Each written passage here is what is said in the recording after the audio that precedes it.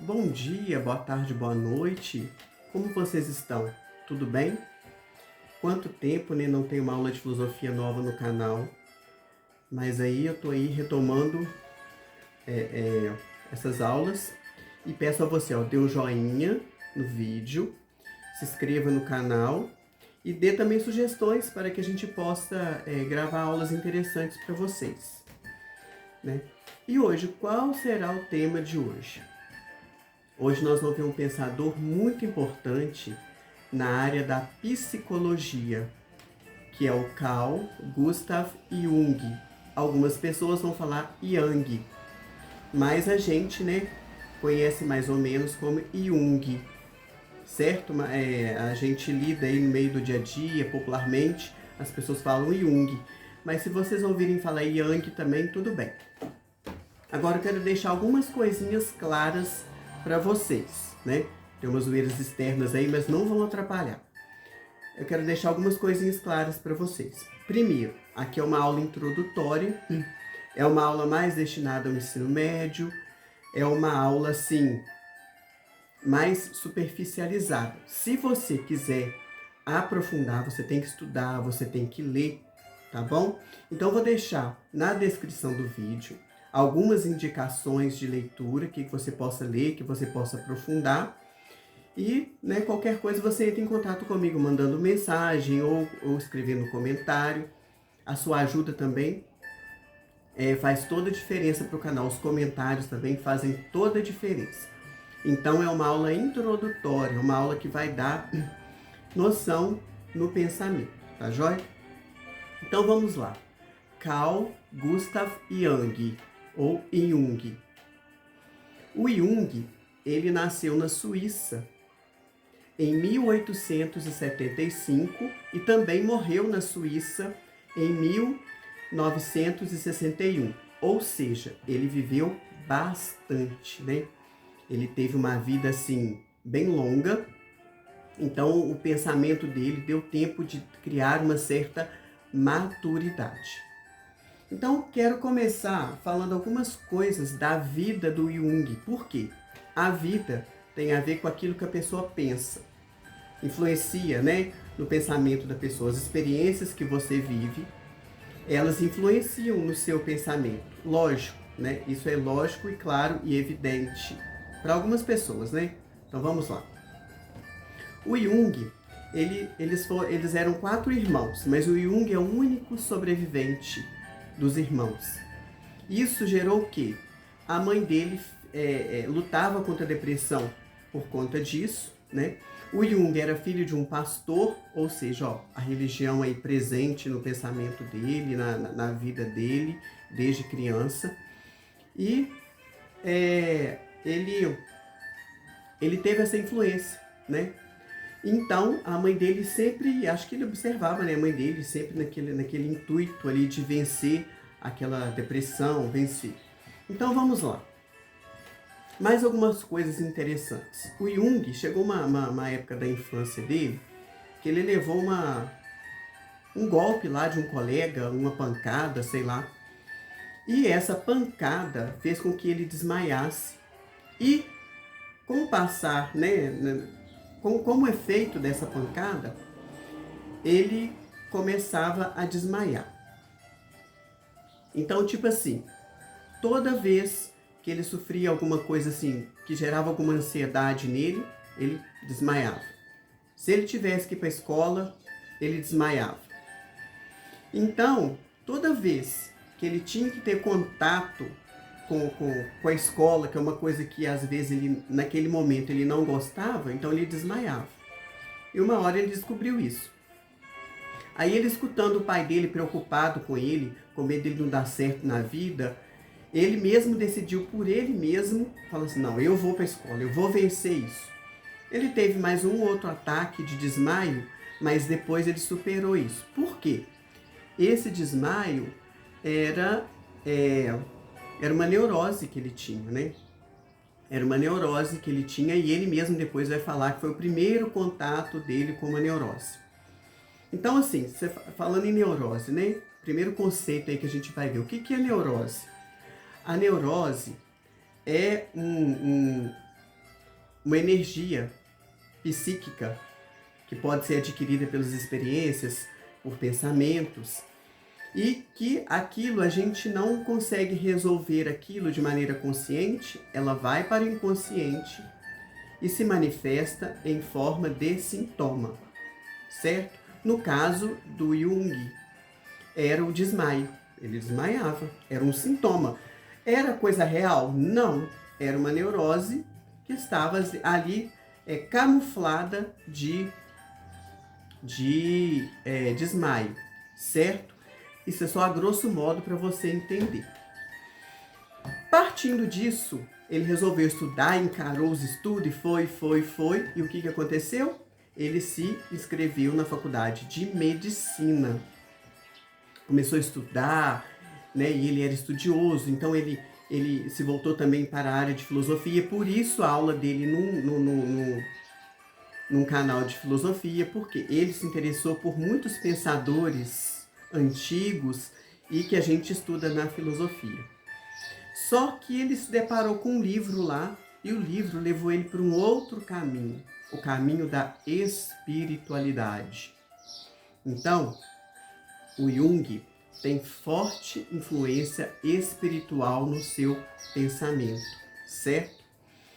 E aí, o que ele fez? Aí ele estudando medicina e comparando isso com a espiritualidade, ele enxergou dentro da psiquiatria um caminho para unir a espiritualidade com a medicina.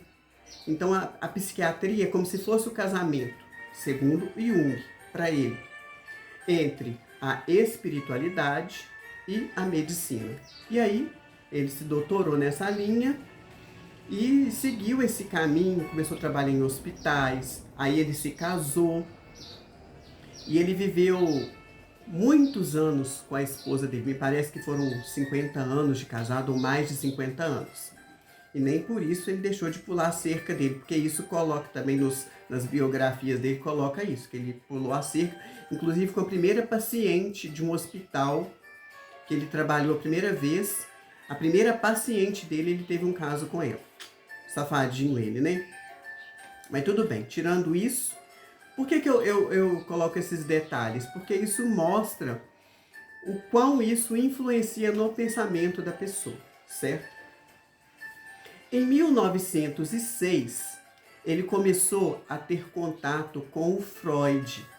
Eu vou deixar também 2 vídeos do Freud que eu tenho no canal, aí na descrição do vídeo, para você também depois assistir os vídeos sobre Freud, tá joia? E o Freud, né, nós sabemos, é o pai da psicanálise. A psicanálise é uma criação freudiana. E o Jung se interessou por isso, pela psicanálise. Então, ele mais o Freud começaram a trocar correspondências. Eles ficaram, anos e anos, 6, 7 anos trocando correspondência. Mas chegou uma época em que eles divergiram. Ou seja, tiveram uma briguinha, né? Por quê? Justamente por causa das ideias. Nós sabemos que para o Freud, né, toda ação, tudo aquilo que a gente faz, no fundo, tem um lado sexual. A grosso modo, tá, gente? Para o Jung, isso não é verdadeiro. O Jung não concorda com isso. O Jung apontou mais para o simbólico, para o espiritual, para os sonhos, para a autoanálise.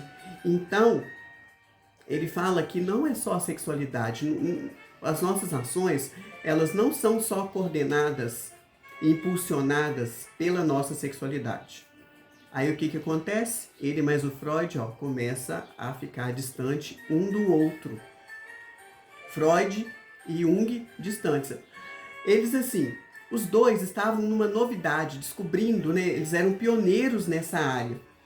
Então os dois começaram uma amizade forte. Mas essas questões fizeram com que eles rompessem.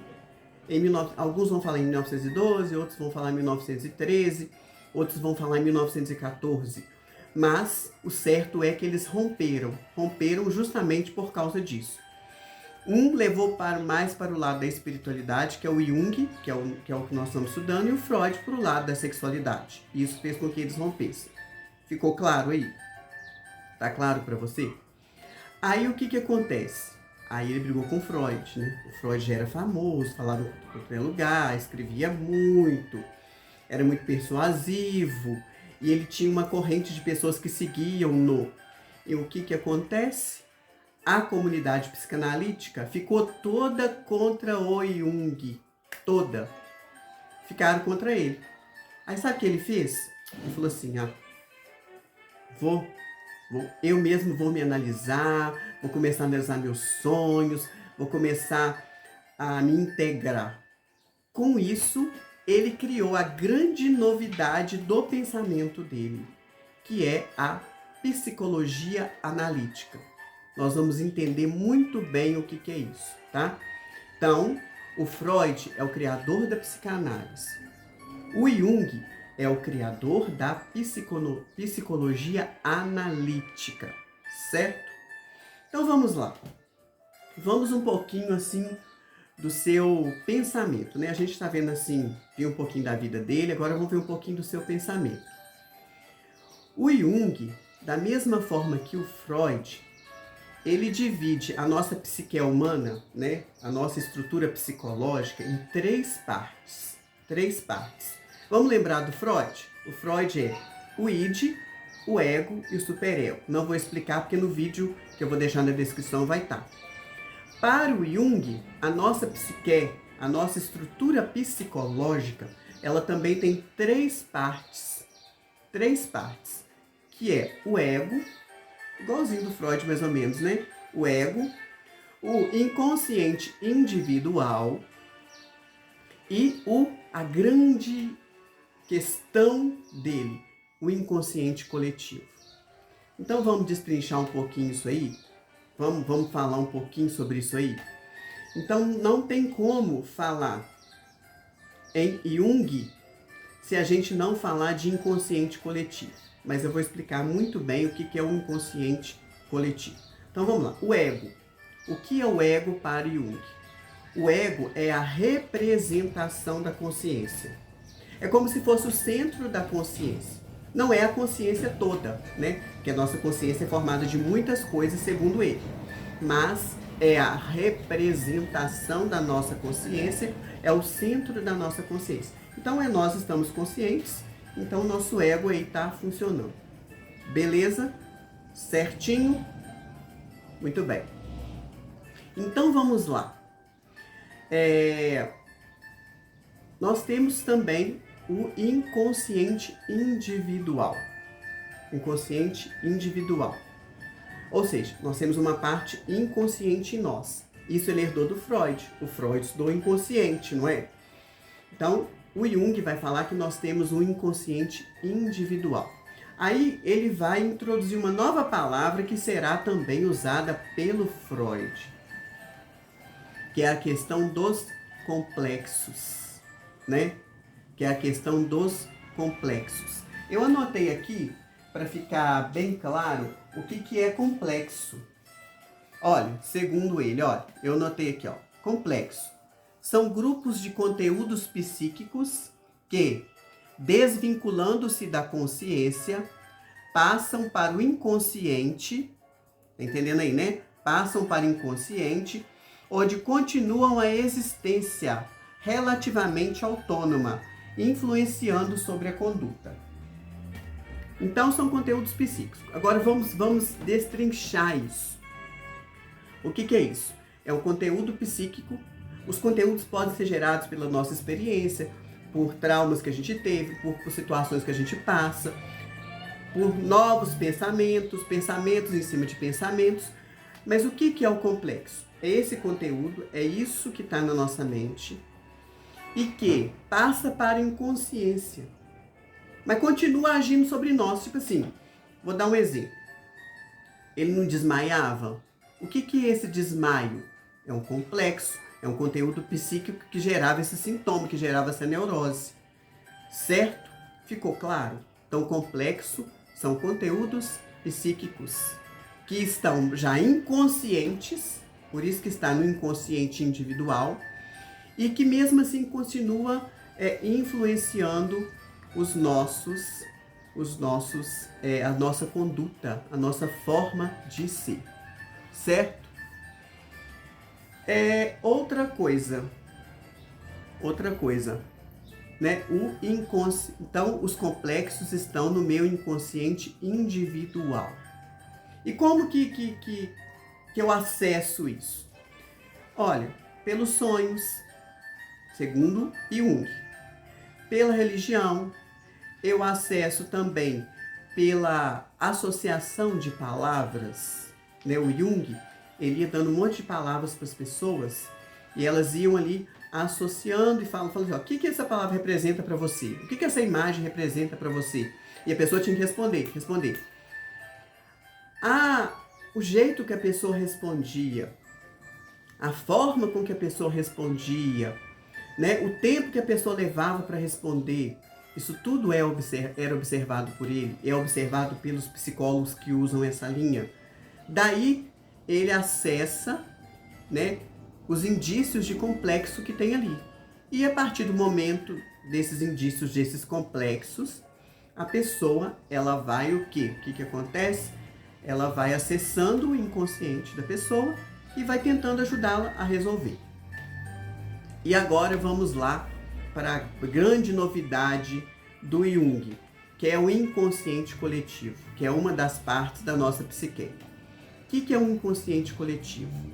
O inconsciente coletivo são padrões de pensamentos, de comportamentos, que nós herdamos enquanto espécie. Ou seja, eu herdo padrões de comportamento, eu herdo é como se fosse um instinto, só que um instinto, né, da espécie, certo? E aí, dentro desse inconsciente coletivo, nós vamos ter alguns modelos, alguns arquétipos, é a palavra chique que ele usa para modelos. Arquétipos. São vários arquétipos que nós temos. Quantos comportamentos a gente tem, quantos arquétipos são formados em nós, tá? Só que isso é hereditário, todo mundo compartilha dos mesmos, entendeu? Todo mundo é igual nesse ponto. Todos nós somos iguais neste ponto. Ou seja, nós temos arquétipos que influenciam o nosso comportamento. Isso é inconsciente. Isso vem, desde que a humanidade foi se formando. Por quê? O Jung, ele estudou culturas antigas, ele se interessou por isso. Ele observou o comportamento dessas culturas, né? Os indígenas do México, do Novo México, os povos antigos da Ásia, da África, da Europa, ele teve esses estudos. E nesses estudos, que ele percebeu isso. Então, arquétipos, que são arquétipos? São padrões de comportamento, né, que são herdados enquanto espécie, a nossa espécie humana, certo? Para você entender, eu vou dar alguns exemplos de arquétipos aqui. Eu até deixei anotado para eu não esquecer, né? Tem 4 aqui que ele considera primordiais, mas são vários, tá? O primeiro ele chama de o self. O que é o self? O self é a busca da totalidade. Nós somos indivíduos que buscamos a totalidade. Só que o self é muito difícil de você atingir o self plenamente. Então, o self é um arquétipo segundo o Jung. O segundo arquétipo é a sombra. Todos nós temos um lado sombrio. O que é isso? O que é essa sombra? Essa sombra é tudo aquilo que a gente joga para o inconsciente. Nós jogamos, a gente leva muitas coisas para o inconsciente. A sombra não é totalmente negativa nem totalmente positiva. Isso depende muito de como a gente lida com isso. Eu só vou saber como que aquilo está influenciando a mim a partir do momento que eu faço uma autoanálise, quando eu faço uma terapia e eu vou acessar esses conteúdos que fazem parte do meu inconsciente coletivo e vou transformar isso em alguma coisa boa, certo? Então, o self A sombra. Nós temos mais, ó. Nós temos o ânimos e a ânimas. O que é o ânimos, né? O ânimos e a ânimas é a parte feminina que todo homem tem e a parte masculina que toda mulher tem. O Jung, ele vai dizer que todos nós, homens, temos o nosso lado feminino. Isso vem, ó, de gerações. Como que isso surgiu em nós? O nosso contato com as nossas mães, com as nossas professoras, com os nossos antepassados. Isso vem desde quando a formação da humanidade, as companheiras, né? A vida, isso fez com que? Fez com que a gente formasse em nós esta imagem feminina. E também as mulheres, a imagem masculina. Eu tinha uma professora que falava que é importante. O homem só sabe lidar com a mulher porque ele tem o seu lado feminino. E a mulher só sabe lidar com o homem porque ela tem o seu lado masculino, certo? Tirando as complexidades que isso gera na sociedade de hoje, né? Esta é a ideia do Jung. É o pensamento dele. Eu posso criticar, eu posso falar depois, mas o primeiro eu tenho que entender. Se eu não entender, eu vou criticar o quê? Certo? Né, tem até aquela música do Pepeu Gomes, né? Ser um homem feminino não fere o meu lado masculino. Se Deus é menina e menino, sou masculino e feminino. Gente, interessante isso, né? E um outro arquétipo é a persona. O que é a persona? A persona é quando eu represento na sociedade algum papel. No meu caso, eu sou professor. Então existe uma imagem de professor. Existe uma imagem de médico, existe uma imagem de psicólogo. Só que é assim, né? É aquela imagem com que eu me apresento, né? Na igreja eu tenho uma imagem, na escola eu tenho uma imagem, na rua eu tenho uma imagem e na minha individualidade, na minha casa, eu sou eu. Eu não posso também deixar essa persona. O que é a persona? É a máscara. São as máscaras sociais. Eu não posso deixar essa persona influenciar na minha vida. Deu para entender? Ficou claro? Então a persona é aquela máscara social. Outros arquétipos, né? Nós temos o pai, né? A figura paterna que representa a autoridade. Nós temos a mãe, que representa o carinho, o aconchego. Né? São palavras que eu uso, mas assim, que estão acima daquilo que a própria palavra significa. A questão do herói. Você gosta de herói? O ser humano, toda a vida gostou de herói. A pessoa que vai te salvar, que vai te ajudar, que vai socorrer você, que vai dar dos seus problemas. Por que será que os super-heróis têm tanta influência no nosso mundo, na cultura pop, né? Vamos lá no Jung, que o Jung vai explicar. Não é só o Freud que explica, não. O Jung também explica, que é um arquétipo que nós temos, o arquétipo do herói, certo? Então, gente, o que é um arquétipo? São padrões de comportamento da espécie. São padrões de comportamento da espécie, que estão aonde? No nosso inconsciente coletivo. E para terminar, gente, a teoria dele é muito grande, você pode ver que o vídeo está bem grandinho aí. A teoria dele é muito extensa, é muito complexa, então você tem que aprofundar. E para terminar, não poderíamos deixar de falar sobre os tipos psicológicos. Ele vai falar que existem 2 tipos psicológicos, que é o introvertido e o extrovertido. O introvertido é que dá respostas subjetivas para a realidade. O extrovertido é aquele que se deixa influenciar pelo exterior, por coisas objetivas, né? Então, o introvertido é aquele que dá respostas mais subjetivas para aquilo que é exterior. O extrovertido é o que dá mais ênfase a padrões externos, certo? Existe só introvertido? Não. Ele vai dizer que todos nós somos introvertidos e extrovertidos. Eu só vou saber que uma pessoa é introvertida analisando essa pessoa e percebendo o que ela é a mais. Um desses 2 traços, desses 2 tipos, a gente tem a mais. ou a gente é introvertido ou extrovertido. Por quê? Porque a gente tem um pouquinho a mais disso. Apesar de todos nós, em alguns momentos, somos introvertidos, em alguns momentos somos extrovertidos. Gente, o que vocês acharam da aula, né? O Jung, ele é bastante complexo, então merece você estudar. Dê um joinha no vídeo, né? E até a próxima. Bom dia, boa tarde, boa noite.